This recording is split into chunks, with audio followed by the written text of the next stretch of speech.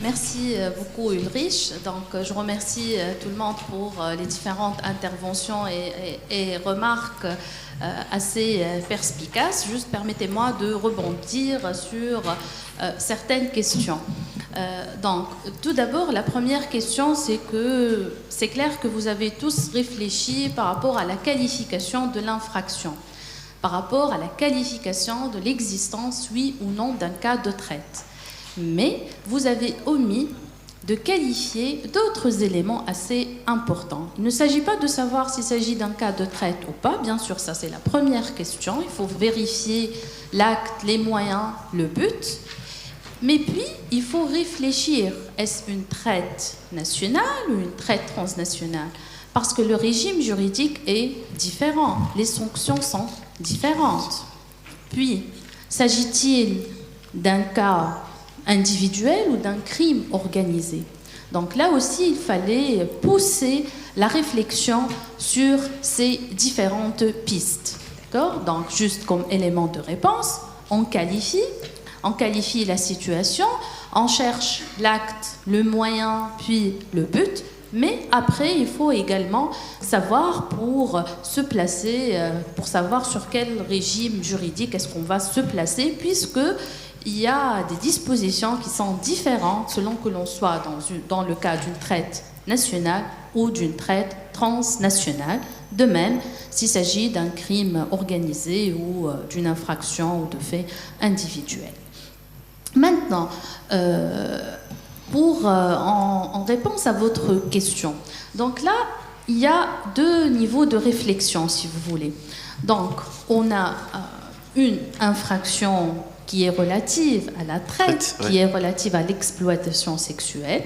Et en même temps, nous avons une autre infraction, puisque la loi pénale tunisienne, elle incrimine la prostitution. Et je crois savoir que le matin, vous avez réfléchi par rapport à cette pénalisation de la prostitution. D'accord ? Faut-il pénaliser la prostitution ou au contraire, faut-il considérer que toute prostituée est nécessairement une victime? Donc là, par rapport au fait qu'elle soit mineure, si on prend seulement la prostitution en tant qu'infraction, il y a des risques de poursuite. Maintenant, lorsqu'il s'agit d'un cas de traite, on a l'article 6 qui dit explicitement qu'il y a un principe de non-poursuite si, bien sûr, il y a une condition que l'objet soit le même que la traite ou qu'il soit connexe à l'acte à l'acte qui est constitutif de la traite. D'accord ? Donc, oui, d'accord. Donc, voilà, je vous remercie tous un peu.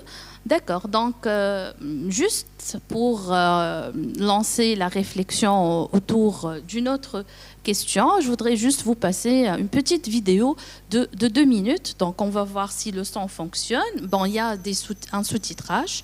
Sinon, je vous mets le son. Bon, mais elle commence d'une manière silencieuse, la vidéo.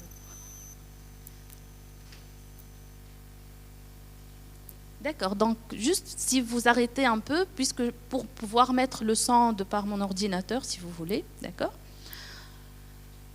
Alors, pour que ce soit synchronisé, je compte 1, 2, 3, on commence ?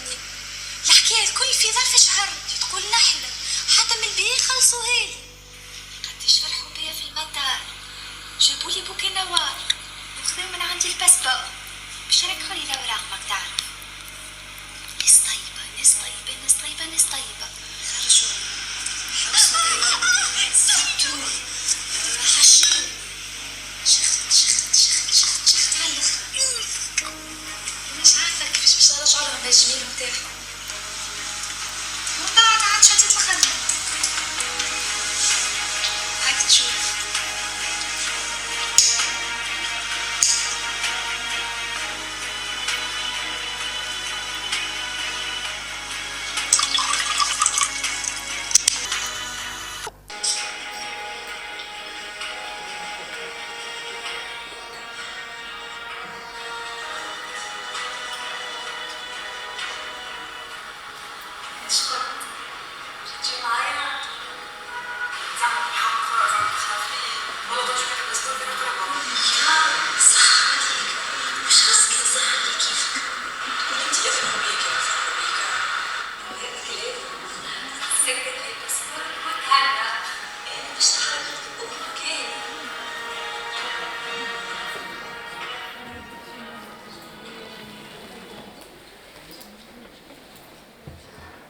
Donc voilà, vous avez tous pu suivre la vidéo, les sous-titrages et tout.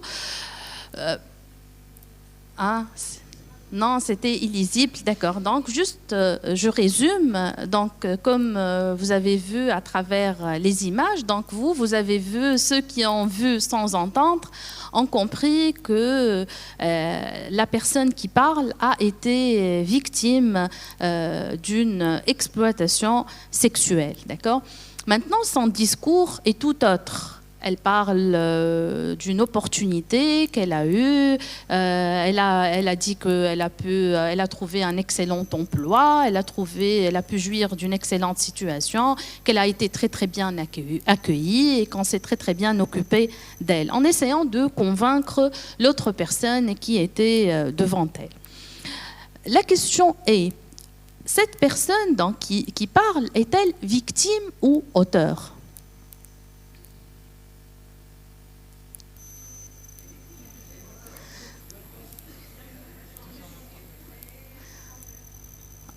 En auteur, c'est converti en auteur.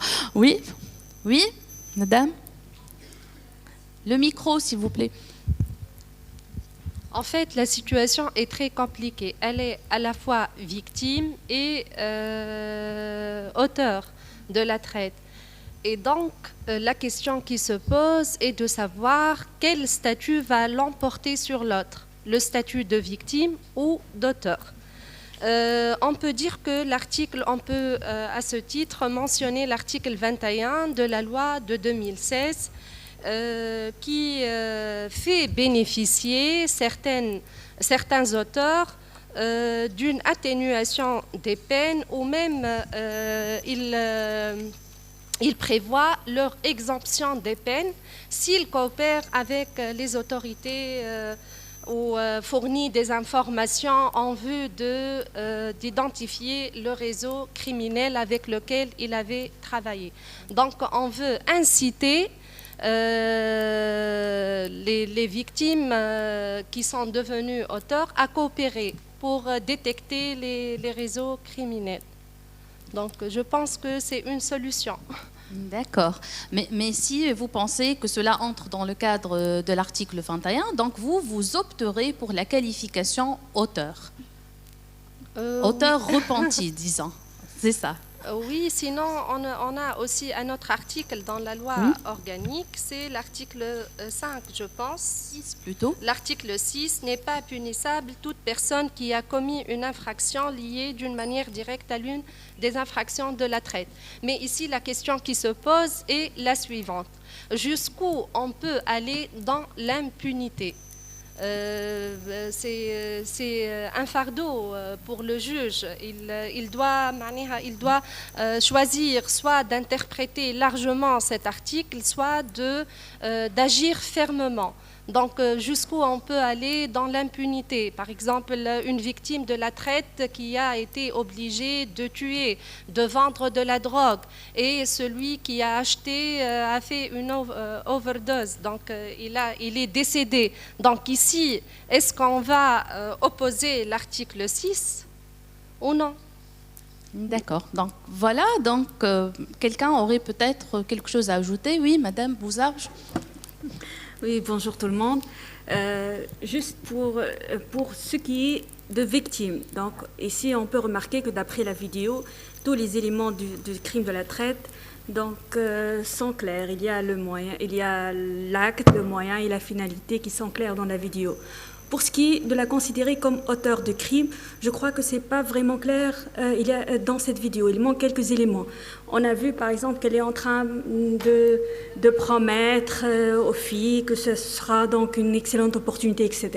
Mais on ne sait pas vraiment est-ce qu'elle a été poussée par exemple par la force pour faire donc cette promesse aux autres filles. Est-ce que la finalité, c'est la finalité, ça se voit que c'est la finalité de l'exploitation, mais on ne sait pas si elle le fait de bon cœur, elle le fait d'une manière spontanée, ou bien si elle a été, par exemple, embauchée par un proxénète, par exemple, ou par une autre personne, ou est-ce qu'elle a été forcée de faire ce travail, etc. Donc, je crois que pour le fait de qualifier cette personne d'auteur, ça manque quelques éléments dans la vidéo pour la qualifier de cette manière, d'une manière catégorique, vraiment. Ouais. Oui, donc très bien. Donc c'est juste là, disons, le plus grand problème, si on peut parler, lorsqu'il s'agit de l'existence d'une victime. Parce que l'infraction de traite, c'est une infraction complexe. Donc c'est une suite d'actes. En définitive, lorsqu'on est embrigadé dans un réseau de traite, à un moment ou à un autre, on est amené à devenir auteur. Comment savoir si on va perdre ou à quel moment est-ce qu'on va perdre la qualité de la victime? C'est là tout l'intérêt de la question, parce que tout le statut protecteur, il dépendra de cette première qualification. Et tout à fait, ici, la vidéo ne montre pas en définitive certains autres points. Et là, les juges, les policiers, ils raisonnent par un faisceau d'indices. C'est-à-dire, en définitive, cette personne-là, quel est son emplacement exact dans le réseau criminel?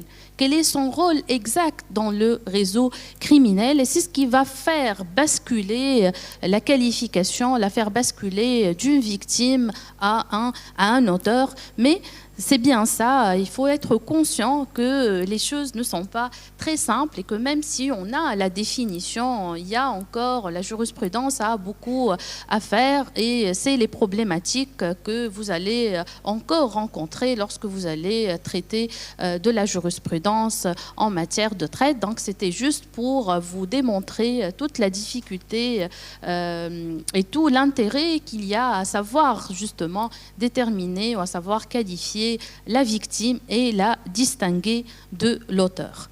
Donc, ici, l'autre question qui est très importante, parce qu'il ne faut pas oublier que nous traitons des rapports des droits fondamentaux de la victime, donc du rapport entre les droits humains et la lutte contre la traite. Ici, la traite, c'est une infraction qui touche à une multitude de droits humains. Il ne s'agit pas d'un seul, mais il s'agit d'une panoplie de droits humains. Et Ulrich vous a rappelé toute cette panoplie. Il y avait une quinzaine de droits humains qui étaient directement concernés par la traite.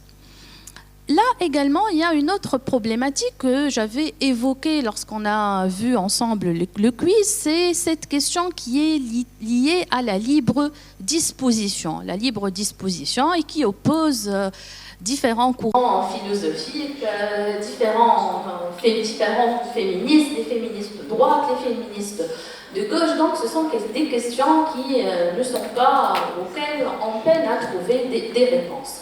Donc selon vous, où se trouve la ligne entre libre disposition de son corps et traite? J'évoquerai peut-être, juste à titre indicatif, ou pour donner une piste de réflexion, les pratiques sadomasochistes. Vous savez qu'il y a des personnes qui pratiquent le sadomasochisme. Donc, où est-ce qu'on va? Quelle est la ligne entre traite et libre disposition de son corps? Quelqu'un aurait une petite réponse? Répétez un peu la question, s'il vous plaît. La question, c'est de dire, il y a un droit humain, il y a la libre disposition de son corps, et il y a la traite, d'accord? qu'est-ce qui va faire ou quelles sont les frontières que l'on peut imaginer entre dire qu'il faut faire prévaloir la libre disposition de son corps et le fait de dire que nous ne sommes pas là dans un cas de libre disposition, mais nous sommes dans un cas qui peut être qualifié de traite. Oui? Moi, je pense que la volonté de la personne, c'est-à-dire son choix. Si moi, je fais le choix de disposer de mon corps, j'en fais ce que je veux. Et donc, tout ce que je voudrais faire, je vais le faire. C'est mon propre choix. Il n'y a personne pour me guider, pour m'obliger à faire cela. Mais dès qu'il va y avoir une tutelle, disons, une autorité de tutelle, une autorité hiérarchique, une pression, une obligation, par un parent, par un ami, par une autorité publique, privée, peu importe. Là, je pense qu'on sort de l'idée de disposer de soi-même et qu'on va plus vers une victime potentielle du moins de traite. Je pense que c'est ça un élément très important du moins. Oui, donc vous évoquez, disons, l'élément constitutif qui est toute la liste qui est relative aux moyens, d'accord? Et on a un article qui évoque le consentement. Il vous dit que le consentement, c'est l'article 5, le consentement de la victime ne compte pas pour l'appréciation de la consommation de l'infraction de traite. D'accord? C'est-à-dire, entre consentement et libre disposition, ce n'est pas la même chose, mais encore faut-il garder à l'esprit qu'il faut qu'il y ait autre chose. Et cette autre chose, moi je dirais que c'est la dignité. Donc, la dignité, c'est l'élément clé lorsqu'on traite d'une approche des droits humains en matière de traite. D'ailleurs, l'idée de dignité, elle figure dans le préambule de notre Constitution, elle figure également dans l'exposé des motifs de la loi relative à la traite. C'est vrai que nous ne le retrouvons pas dans le corps de la loi, mais dans l'exposé des motifs. Lorsqu'on a commencé à lutter contre la traite, c'était la dignité. Donc là où la dignité humaine trouve ses limites, on ne doit plus parler de consentement ou de libre disposition. Donc, si vous voulez, je vous demanderai, Imen, s'il vous plaît, de mettre la diapo numéro 6. Le slide, je m'excuse, slide number 6. Alors, donc là, c'est la définition de la traite. Donc, je suppose que vous l'avez écouté combien de fois? 20, 30. D'accord. Moi, je voudrais juste, on n'en a jamais assez, parce que c'est une infraction qui est assez complexe, qui est différente. Nous, en droit pénal, d'une manière générale, on parle de l'élément matériel, de l'élément moral, mais là, on a 3 éléments, acte, moyen et but. Et là, je ne vais pas reprendre avec vous la définition, j'ai bien compris que vous l'avez bien assimilée. Je voudrais juste, s'il vous plaît, si on passe à le slide numéro 7, s'il vous plaît, Inès. Alors, donc là, je m'arrête par rapport à l'exploitation, parce que là, ce sont des particularités, disons, tunisiennes, d'accord? L'exploitation, donc c'est le but. La loi, elle définit l'exploitation en énumérant une série de cas, d'accord? Mais cette liste reste ouverte. Donc l'exploitation, elle comprend l'exploitation de la prostitution d'autrui ou d'autres formes d'exploitation sexuelle, le travail ou les services forcés, l'esclavage ou les pratiques analogues à l'esclavage, la servitude ou la mendicité. Donc la mendicité, c'est une disposition qui nous est particulière, le prélèvement total ou partiel d'organes, de tissus, de cellules, de gamètes et de gènes, ou toute autre forme d'exploitation. Alors, c'est toute autre forme d'exploitation. Avez-vous réfléchi à d'autres formes possibles d'exploitation en dehors de cette liste non limitative?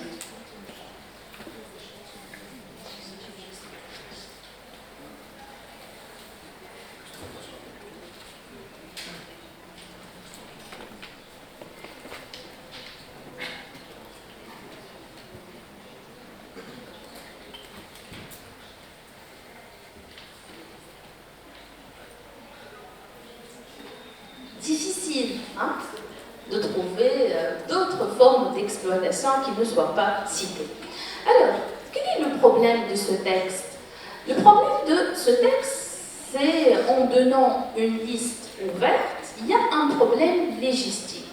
On ne peut pas oublier que nous sommes en droit pénal. Donc ce texte, ça fait partie du droit pénal spécial. Or, en droit pénal spécial, peut-on avoir une liste ouverte? Non. Pourquoi? Parce qu'il y a le principe de la légalité, d'accord? Donc là, c'est un problème légistique. Donc en définitive, en dehors de ces cas, même si l'on se retrouve en dehors de ces cas, il est difficile de parler d'une infraction de traite. Moi, j'ai essayé de réfléchir, d'accord? Il y a 3 ans, je réfléchis encore, de 2016 à 2019, qu'est-ce qu'il pourrait y avoir comme autre forme d'exploitation, d'accord? Donc là,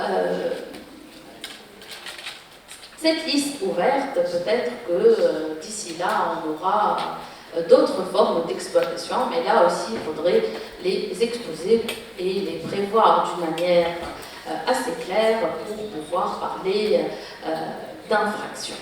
Alors, on me donne là 2 minutes et je vois tout ce que j'ai à vous présenter.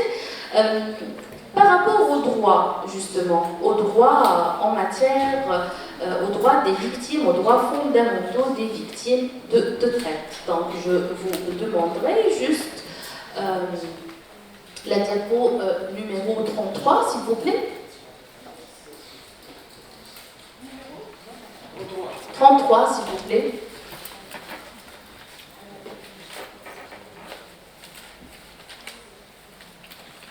Alors, les droits de la victime, nous avons principalement 3 séries de droits. Le droit à la protection, le droit à la réparation et le droit à l'assistance. D'accord?